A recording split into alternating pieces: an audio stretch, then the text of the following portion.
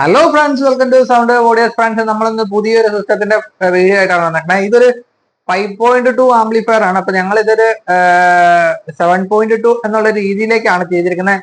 In case നമുക്ക് ഒരു ഇച്ചിരി കൂടെ സൗണ്ട് എഫക്ട് കൂടുതൽ കിട്ടാൻ വേണ്ടിയിട്ടാണ്. നല്ല സറൗണ്ട് ഒക്കെ 5.2 മിക്സിംഗിൽ തന്നെയാണ് വരുന്നത്.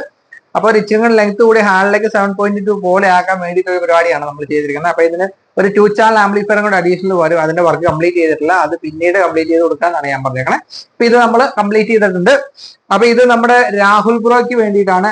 കുറെ നാളായി ഓർഡർ തന്നിട്ട് അദ്ദേഹത്തിന് പണ്ട് ഞാൻ സിസ്റ്റം ചെയ്ത് കൊടുത്തതാണ്. അപ്പൊ അതൊക്കെ മാറ്റിയിട്ട് ഇപ്പൊ പുതിയൊരു HDMI ഒക്കെ ഓപ്ഷനൊക്കെ വെച്ചിട്ട് ഒരു വീട്ടിലൊരു തിയേറ്റർ പോലെ സെറ്റ് ഔട്ട് ചെയ്തിട്ടുണ്ട് പുള്ളി, ചെറുതായിട്ടൊരു ചെറിയ റൂമിൽ. അപ്പൊ അതിലേക്ക് വെക്കാൻ വേണ്ടിയിട്ടാണ്. അപ്പൊ ഇത് ഒരു 500 വാട്ട്സ് ചാനലും അതുപോലെ തന്നെ ഒരു 400 + 400 വാട്ട്സിന് സബും വരുന്ന രീതിയിലാണ് ഇതിന്റെ ബോർഡുകൾ നമ്മൾ സെറ്റ് ചെയ്തേക്കണേ.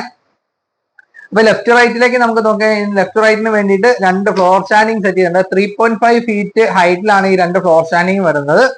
അതിന് 8 ഇഞ്ച് 2 ഐവയുടെ ഐവ തായ്ലൻഡ് എന്ന് പറയുന്ന ഡ്രൈവ് ആണ്. ഒറിജിനൽ ഐവിക്ക് വേണ്ടി നേരത്തെ യൂസ് ചെയ്തുകൊണ്ടിരുന്ന ഡ്രൈവ് ആണ്.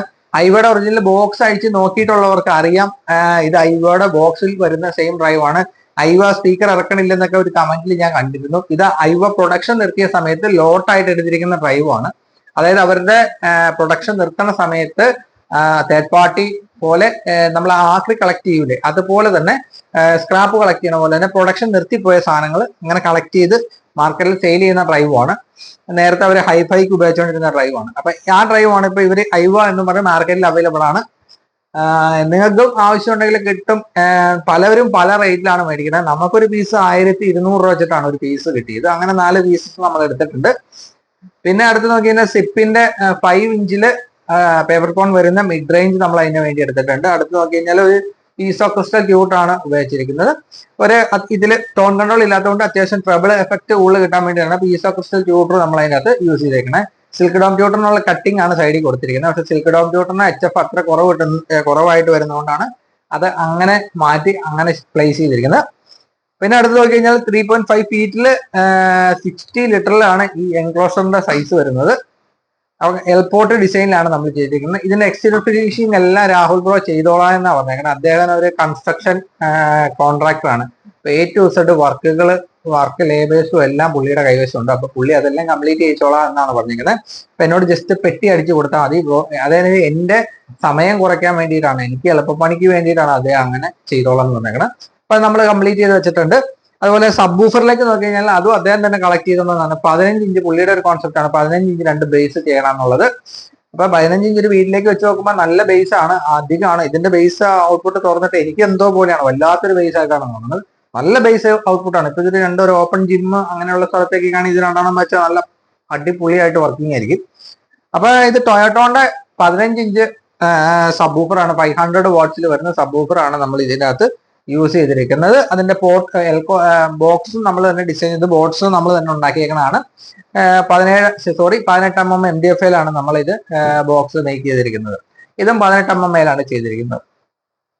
പിന്നെ അടുത്ത വെച്ച് കഴിഞ്ഞാൽ ആംപ്ലിഫയറിന്റെ വിശേഷം നിങ്ങൾ സാധാരണ നമ്മുടെ ആംപ്ലിഫയറിന്റെ നമ്മുടെ വീഡിയോയിലൊക്കെ കണ്ടിട്ടുള്ള അതുപോലെ തന്നെ ഫ്രണ്ട് വശം ഇങ്ങനെ മാറ്റി ക്ലോസി ഫിനിഷിംഗ്, ലെഫ്റ്റ് സൈഡിൽ എൻകോഡറും റൈറ്റ് സൈഡിൽ ലെഫ്റ്റ് സൈഡിൽ സബിന്റെ വോളിയം, റൈറ്റ് സൈഡിൽ എൻകോഡറും കൊടുത്തിട്ടുണ്ട്. അതിന്റെ താഴെയായിട്ട് പവർ ബട്ടൺ, ഇവിടെ ഒരു USB മൊഡ്യൂളിന്റെ ഓപ്ഷന് നമ്മൾ കൊടുത്തിട്ടുണ്ട്. സെൻട്രൽ സ്ക്രീനിന്റെ ഇത് വരുന്നുണ്ട്. ഇതിന്റെ അത് ഡോൾബി ഡിജിറ്റൽ HDMI DTS എന്ന് എഴുതിയിട്ടുണ്ട്. 5.1 ഡിജിറ്റൽ ആംപ്ലിഫയർ എന്ന് എഴുതിയിട്ടുണ്ട്. പവറിന്റെ ഇതിൽ മാത്രം 800 എന്നായിപ്പോയി. അതൊരു മിസ്റ്റേക്ക് പറ്റിയതാണ്. പവർ എടുത്തിയിൽ ചേച്ചി പ്രിന്റിങ് മാറി അടിച്ചേക്കുന്നതാണ്. പിന്നെ ഇതിന്റെ ബാക്ക് വശത്തേക്ക് നോക്കി കഴിഞ്ഞാൽ ഇങ്ങനെയാണ് ഇതിന്റെ ബാക്ക് വശം വന്നിരിക്കുന്നത്. അക്രലിക് പീസിൽ നമ്മൾ HDMI ഇത് കൊടുത്തിട്ടുണ്ട്. അടുത്ത ക്യാബിനിൽ തന്നെ എല്ലാം banana connectors, copper banana connectors ആണ് നമ്മൾ യൂസ് ചെയ്തിരിക്കുന്നത്. പിന്നെ ഇത് നമ്മൾ അഡീഷണൽ ഔട്ട്പുട്ട് ഇട്ടേക്കണാണ്. ഫ്രണ്ട് ലെഫ്റ്റ് റൈറ്റിന് വേണ്ടിയിട്ട് അഡീഷണൽ ഔട്ട്പുട്ട് ഇട്ടേക്കണാണ്. ഞാൻ പറഞ്ഞു ഈ ഫ്ലോർ സ്റ്റാൻഡിങ്ങിന് വേണ്ടിയിട്ട് വേറെ 200 + 200 വാട്ടിൽ ലെഫ്റ്റ് റൈറ്റിൽ ആംപ്ലിഫയർ നമ്മൾ വേറെ ചെയ്യുന്നുണ്ട്. അപ്പൊ അത് കൊടുക്കാൻ വേണ്ടിയിട്ട് ഇതിന്റെ ഒരു ഔട്ട്പുട്ടിന് വേണ്ടിയിട്ടാണ് നമ്മൾ ഈ RC കണക്ടർ നമ്മൾ ഇതിന്റെ അകത്ത് ഇട്ടേക്കുന്നത്. അടുത്ത് നോക്കി കഴിഞ്ഞാൽ പവറിന്റെ സോക്കറ്റ് നമ്മൾ കൊടുത്തിട്ടുണ്ട്. ഇത്രയും കാര്യങ്ങളാണ് ഇതിന്റെ ഫ്രണ്ട് വശത്ത് വരുന്നത്. ഇനി ഇതിന്റെ ഇന്റർവ്യൂ ജസ്റ്റ് ഒന്ന് നമുക്ക് നോക്കാം. ഇതിന് കേബിൾ ടൈ ചെയ്യാനുണ്ട്. രാഹുൽ ബ്രോ വന്നിരിക്കുന്നുണ്ട് ഇന്ന്. അവര് ഒരു 4 മണി 5 മണി ആ ടൈമിൽ എത്തിയതാണ്. ഇപ്പൊ ഒരു 7-8 മണി ആയിട്ടുണ്ട് ഞാൻ ഈ വീഡിയോ എടുക്കുന്ന സമയം. ഇത് സൺഡേ ആണ് ഇന്ന്. അപ്പൊ ഇന്നിത് കൊണ്ടുപോകാനുള്ളതാണ്. അപ്പൊ ഞാൻ ഇതിന്റെ അകംവശം നിങ്ങളെ കാണിച്ചു തരാം. അപ്പൊ ഫ്രണ്ട്സ്, ലൈറ്റിന്റെ ഒരു ചെറിയ പ്രശ്നമുണ്ട്, അതുകൊണ്ട് ചെറിയ ക്ലാരിറ്റി കുറവുണ്ടാവും. എല്ലാവരും ഒന്ന് സഹകരിക്കുക. അപ്പൊ ആദ്യം തന്നെ നോക്കിക്കഴിഞ്ഞാല് നമ്മുടെ പവർ ട്രാൻസ്ഫോമർ ടൈപ്പ് 43യുടെ പവർ ട്രാൻസ്ഫോമർ ആണ് നമ്മൾ ഇതിന് വേണ്ടി എടുത്തിരിക്കുന്നത്. 20 ആംപിയറിൽ സബ് വൂഫറിന് വേണ്ടിയിട്ട് നമ്മൾ സപ്ലൈ ചെയ്തിട്ടുണ്ട്. ചാനലിന് വേണ്ടിയിട്ട് 10 ആംപിയറിൽ സപ്ലൈ ചെയ്തിട്ടുണ്ട്. ഇതിൽ വേണമെങ്കിൽ ചാനലിന് 16 ആംപിയർ ചെയ്യാനുള്ള സ്റ്റാക്ക് ഇതിന്റെ അകത്തുണ്ട്. പക്ഷെ 10 ആംപിയറിന്റെ യൂസേ ഉള്ളതുകൊണ്ട് അത് 10 ആംപിയറിലാണ് ചെയ്തിരിക്കുന്നത്. അപ്പൊ പിന്നെ 12012 3 ആംപിയറും 2 ആംപിയർ 2 ആംപിയർ അങ്ങനെ ടാപ്പിംഗ് ചെയ്യുന്നുണ്ട്. ഒരു ടാപ്പിംഗ് ഫ്രീ ആയിട്ട് കിടപ്പുണ്ട്, അത് നമ്മൾ യൂസ് ചെയ്തിട്ടില്ല. ഇൻ കേസ് ടോൺ കൺട്രോൾ വെക്കണമെങ്കിൽ വെക്കാം എന്നുള്ള രീതിയാണ്. അപ്പൊ ഞാൻ ആ മറ്റൊരു ആംപ്ലിഫയർ ചെയ്യണോണ്ട് ഇതിൽ ടോൺ കൺട്രോൾ അല്ലാതെ ആക്ച്വൽ ഓഡിയോ കിട്ടിക്കോട്ടെ എന്ന് ഓർത്ത് ഇതിൽ അതില്ലാത്ത രീതിയിലാണ് കൊടുത്തിരിക്കുന്നത്. അടുത്ത നോക്കിയാൽ നമ്മുടെ 5 ചാനൽ ബോർഡാണ്. NJW series transistor, original transistor തന്നെയാണ് NJWയുടെ ഇട്ടേക്കുന്നത്. അതും ഹെവി ഹീറ്റിംഗ് ഒക്കെ കൊടുത്തുകൊണ്ട് നല്ലൊരു ബോർഡ് തന്നെ, നമ്മുടെ ബോർഡ് തന്നെ നമ്മളത് സെറ്റ് ചെയ്തിട്ടുണ്ട്. അടുത്ത് നോക്കിക്കഴിഞ്ഞാൽ സബ് ഓഫ് ഫിൽറ്ററിലേക്ക് നോക്കിക്കഴിഞ്ഞാൽ DTEC ഓഡിയോസിന്റെ സബ് ഓഫ് ഫിൽറ്റർ ആണ്. അതായിട്ട് കാലിബ്രേഷൻ കാര്യങ്ങളെല്ലാം സെറ്റ് ചെയ്തിട്ട് ഈ ബോക്സോട് മാച്ച് ആക്കിയിട്ട് നമ്മളത് സെറ്റ് ആക്കി വെച്ചിട്ടുണ്ട്.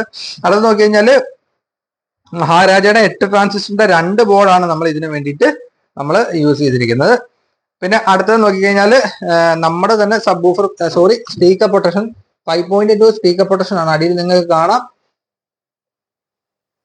7 റിലേ ഇരിക്കുന്ന പ്രൊട്ടക്ഷൻ ആണ് നമ്മൾ അതിൻ്റെ അകത്ത് നമ്മൾ യൂസ് ചെയ്തിരിക്കുന്നത്. പിന്നെ GTECന്റെ കിറ്റും, GTECന്റെ DSP കിറ്റും നമ്മൾ ഉപയോഗിച്ചാണ്. അതിന്റെ മേൽ പേപ്പർ ഈ വറങ്ങണ സമയത്ത് കമ്പോണൻസ് ലെഡ് സാധനങ്ങളൊന്നും വീഴാതിരിക്കാൻ വേണ്ടിയിട്ട് അത് പേപ്പർ വെച്ചിരിക്കുന്നതാണ്. അല്ല ഇത് ഇപ്പൊ ഇങ്ങനെ വെച്ച് കഴിഞ്ഞാൽ ഒരു ഗുണം എന്ന് വെച്ച് കഴിഞ്ഞാൽ മേളിൽ നിന്ന് ഡസ്റ്റോ കാര്യങ്ങളോ ഒന്നും വീഴത്തില്ല. അത്യാവശ്യം കേബിളിങ് കാര്യങ്ങളൊക്കെ നിങ്ങൾക്ക് നോക്കിയാൽ കാണാം. എല്ലാം നല്ല വൃത്തിയായിട്ട് നീറ്റായിട്ട് സിഗ്നൽസ് എല്ലാം നല്ല അടിപൊളിയായിട്ട് ഷീൽഡ് വയർ തന്നെ ഉപയോഗിച്ച് ട്രാക്ക് ചെയ്ത് എല്ലാം നല്ല 0.75ന്റെ 0.5ന്റെ വയേഴ്സ് ഉപയോഗിച്ചിട്ട് 0.1 സ്ക്വയർ mm 1.5 2.5 4 സ്ക്വയർ mm അങ്ങനെയുള്ള വയറുകളൊക്കെയാണ് ഇതിൻ്റെ അകത്ത് യൂസ് ചെയ്തിരിക്കുന്നത്. 4 സ്ക്വയർ mm ഗേജ് വരെ നമ്മൾ ഇതിൻ്റെ അകത്ത് യൂസ് ചെയ്തിട്ടുണ്ട്. അങ്ങനെയാണ്. പിന്നെ 2 കൂളിംഗ് ഫാൻ നേരെ ആ വെന്റിന്റെ നേരെ ഓപ്പോസിറ്റ് ആയിട്ടാണ് വെച്ചത്. അപ്പൊ ഇവിടെ നിന്ന് എയർ പാസ് ചെയ്ത് വെന്റ് വഴി പുറത്തേക്ക് പോയിക്കോളും, ഇവിടെ നിന്നും എയർ പാസ് ചെയ്ത് വെന്റ് വഴി പുറത്തേക്ക് പോയിക്കോളും. അങ്ങനെയാണ് നമ്മൾ ചെയ്തിരിക്കുന്നത്.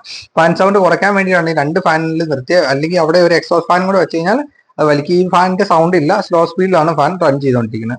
ഇങ്ങനെയാണ് ഇതിന്റെ ഉള്ളിലെ വിശേഷങ്ങൾ. ഇനി നമുക്ക് പുറത്ത് 1-2 കാര്യങ്ങൾ പറയേണ്ടത് ഞാൻ പറഞ്ഞിട്ട് വീഡിയോ വൈൻഡപ്പ് ചെയ്യാം. ഫ്രണ്ട്സ്, നിങ്ങൾ വീഡിയോ കണ്ടെന്ന് വിചാരിക്കുന്നു. എനിക്ക് 1-2 കാര്യങ്ങൾ പറയാനുള്ളതിന്റെ 1-2 കാര്യങ്ങൾ പല പല വീഡിയോകളിലെ പല പല കമന്റുകളിൽ നിന്ന് എനിക്ക് തോന്നിയ ഒരു ഇത് വെച്ചിട്ട് ഞാൻ പറയണതാണ്. ഒന്ന്, ഞാൻ ഈ വീഡിയോ എടുക്കുന്നത് ബേസിക്കലി എൻ്റെ വർക്കിന്റെ പർപ്പസിന് വേണ്ടിയിട്ടാണ്. ഞാൻ ചെയ്യുന്ന വർക്കുകൾ കാര്യങ്ങൾ മറ്റുള്ളവരിലേക്ക് എത്തിക്കാനും എനിക്ക് വർക്കുകൾ വിട്ടാനും വേണ്ടിയിട്ടാണ് ഞാൻ ഇത് ചെയ്യുന്നത്. രണ്ടാമത്തെ എൻ്റെ ഉദ്ദേശം, ഇത് ഞാൻ ഈ ഡീറ്റെയിൽ ആയിട്ട് ഓരോ കാര്യങ്ങളും പറയണതുകൊണ്ട് എനിക്ക് പ്രത്യേകിച്ച് ഒരു നേട്ടവും ഇല്ല. ഞാൻ ഈ പറയുന്ന പോലെ എല്ലാവരും അങ്ങനെ പറയണ ഒരു 10 വീഡിയോ നിങ്ങൾ കാണിച്ചു തന്നാൽ ഞാനും അംഗീകരിക്കാം. പക്ഷെ സംഭവം എന്താണെന്ന് വെച്ച് കഴിഞ്ഞാൽ അത് അഹങ്കാരമാണെന്നൊന്നും പറയരുത്. ദൈവത്തെ ഓർത്ത് ഒന്നും മിണ്ടാൻ പറ്റാത്ത അവസ്ഥയാണ്. അതുകൊണ്ടാണ് ഈ പറയണത്. സംഭവം എന്താണെന്ന് വെച്ച് കഴിഞ്ഞാൽ ഞാൻ ഇതെല്ലാം കാണിച്ചു തരുന്നത് ഇതിൻ്റെ അത് ഞാൻ എന്തൊക്കെ ഉപയോഗിച്ചിട്ടുണ്ട്. ഇതുപോലെ ചെയ്യുന്ന താല്പര്യമുണ്ട് പഠിച്ചുകൊണ്ടിരിക്കുന്ന സുഹൃത്തുക്കൾ പിള്ളേരെ ഒരുപാട് പേരുണ്ട്. ഇപ്പോഴും 10-40 വയസ്സായിട്ടും ഇതിൽ വലിയ ഐഡിയകൾ നോളജ് ഇല്ലാതെ ചെയ്യുന്ന ആളുകളുണ്ട്. അപ്പൊ അവർക്കും ഒന്ന് കിട്ടിക്കോട്ടെ. ഞാൻ ഭയങ്കര കൂടിയതായ കൊണ്ടല്ല, അപ്പൊ എനിക്ക് കിട്ടുന്ന നോളജ്, എനിക്കറിയാവുന്ന കാര്യങ്ങൾ മറ്റുള്ളവരിലേക്ക് ഒന്ന് എത്തിക്കോട്ടെ എന്ന് പറഞ്ഞത്. പിന്നെ സബ് വൂഫർ ഫിൽറ്ററിലെ ടോൺ കൺട്രോൾ പറഞ്ഞ കാലിബ്രേഷൻ, അത് സ്വന്തം നമ്മുടെ ഒരു ലിസണിങ് സ്പേസ് ഉണ്ടല്ലോ, അത് വെച്ചിട്ട് നമ്മൾ സെറ്റ് ചെയ്യേണ്ട കാര്യമാണ്. അത് എല്ലാവർക്കും അങ്ങനെ പെട്ടെന്ന് ക്യാച്ച് ചെയ്യാൻ പറ്റത്തില്ല. അത് പ്രാക്ടിക്കൽ നോളജ് വഴി ചെയ്തെടുക്കേണ്ട കാര്യമാണ്. ബോർഡ് കണക്ട് ചെയ്ത് ചെയ്യുന്ന സമയത്തുള്ള ബേസിക് കാര്യങ്ങൾ ഞാൻ പറയുന്നുണ്ട്. എത്ര ആംബിയറുകൾ എവിടെ എന്നൊക്കെ യൂസ് ചെയ്യണം, എങ്ങനെയൊക്കെ കൊടുക്കണം എന്നൊക്കെ. അത് മറ്റുള്ളവർക്ക്, നിങ്ങൾക്ക് ചെയ്യുന്ന വ്യക്തികൾക്ക് ഉപയോഗമാവാൻ വേണ്ടിയിട്ടാണ്. അല്ലാതെ നാട്ടിലുള്ള എല്ലാവർക്കും പഠിപ്പിക്കാൻ വേണ്ടിയിട്ട് എന്നുള്ള ചിന്താഗതിയിലല്ല, ചെയ്യുന്ന വ്യക്തികൾക്ക് ഉപയോഗമാവാൻ വേണ്ടിയിട്ടാണ്. അപ്പൊ ഉപയോഗപ്പെടുന്ന ആളുകൾ ഉപയോഗപ്പെട്ടോട്ടെ. ഇല്ലാത്തവർ ദൈവത്തെ ഓർത്ത് കമന്റിൽ വന്ന് കിടന്ന് നെഗറ്റീവ് പറയാൻ നിൽക്കരുത്, അല്ലെങ്കിൽ ഫോണിൽ വിളിച്ച് മോശമായ രീതിയിൽ സംസാരിക്കരുത്. കാര്യം എന്താണെന്ന് വെച്ച് കഴിഞ്ഞാൽ അത് മറ്റുള്ള ആളുകൾക്ക്, ചെയ്യുന്ന എൻ്റെ സുഹൃത്തുക്കൾക്ക്, ഞാൻ സുഹൃത്തുക്കൾ എന്ന് കരുതുന്ന വ്യക്തികൾക്ക്, എന്നെ സബ്സ്ക്രൈബ് ചെയ്തിരിക്കുന്നവരൊക്കെ നമ്മൾ സുഹൃത്തുക്കൾ എന്ന രീതിയിലാണ് ഞാൻ കരുതിയിരിക്കുന്നത്. അവർക്ക് ഗുണകരമായിക്കോട്ടെ എന്ന് ഓർത്തിട്ടാണ്. അതുകൊണ്ട് എനിക്ക് 1 രൂപ കിട്ടണോ അല്ലെങ്കിൽ എനിക്ക് ഒരു നേരത്തെ അരി കിട്ടുമോ അങ്ങനെ ഒരു ഗുണവുമില്ല. ഞാൻ എൻ്റെ വർക്ക് ചെയ്യുന്നു, അതിന് വർക്ക് ഇഷ്ടപ്പെടുന്നവർ വർക്ക് തരുന്നുണ്ട്. അത് തന്നെ ഈശ്വരാനുഗ്രഹം. അതിലും ഞാൻ സന്തോഷവാനാണ്, തൃപ്തനാണ്. പിന്നെ ഇച്ചിരി വർക്കുകൾ ഒറ്റയ്ക്ക് ചെയ്യുന്ന ഒരു പ്രയാസം കൊണ്ട് ചെയ്തു കൊടുക്കാനുള്ള ഡിലേയും വരുന്നുണ്ട്.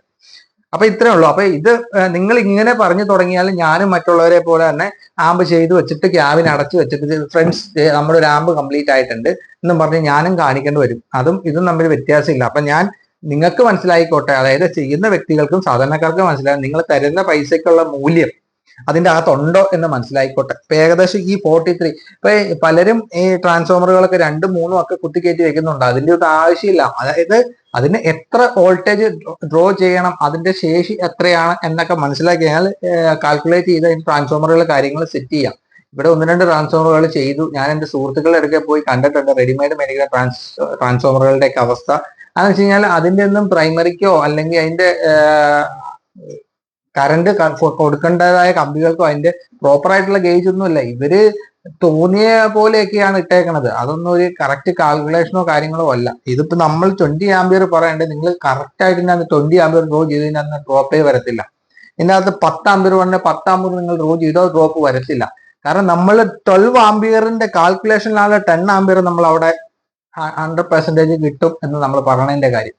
അപ്പൊ അങ്ങനെയാണ് നമ്മൾ ഇത് ചെയ്യുന്ന സ്റ്റാക്ക് കാര്യങ്ങൾ ചെയ്യുന്ന ആളുകൾ, കൃത്യമായി ചെയ്യുന്ന വ്യക്തികൾക്ക് അറിയാം ഈ സ്റ്റാക്കിൽ നിന്ന് എത്രത്തോളം ടൈപ്പ് 43 സ്റ്റാക്കിൽ നിന്ന് എത്രത്തോളം ആംപിയർ ഉണ്ടാക്കാൻ പറ്റുമെന്ന്. പിന്നെ അടുത്തത് നമ്മുടെ ഇനാനി ബ്രോ ഒരു വർഷത്തിൽ മേള ഇനാനി ബ്രോയുടെ ഒരു വർക്ക് തന്നിട്ട് അതിന് ആംപ്ലിഫയർ ഞാൻ കംപ്ലീറ്റ് ചെയ്ത് വെച്ചിട്ടുണ്ട്. അതിന്റെ വർക്ക് അതിന്റെ വീഡിയോ വരും. അപ്പൊ അത് നിങ്ങൾ മിസ് ചെയ്യാതിരിക്കുക. കാരണം ഡെയ്റ്റൻ ഓഡിയോസിന്റെ 15 ഇഞ്ചിന്റെ ഒരു സബ്ബാണ്. അപ്പൊ ആ സബിനെ ഞാൻ എടുത്ത് കൂടുതൽ കാണിക്കുന്നില്ല. അപ്പൊ ആ 15 ഇഞ്ച് സബ് വെച്ചിട്ട് അതിന്റെ ഒരു ആംപ്ലിഫയർ ആണ്. അപ്പൊ അതിന്റെ വീഡിയോകൾ കാര്യങ്ങൾ വരുമ്പോൾ നിങ്ങൾ മിസ് ചെയ്യാതിരിക്കുക. അത് എല്ലാവർക്കും പെട്ടെന്ന് കിട്ടുന്ന ഒരു സബ് ഊഫർ അല്ല.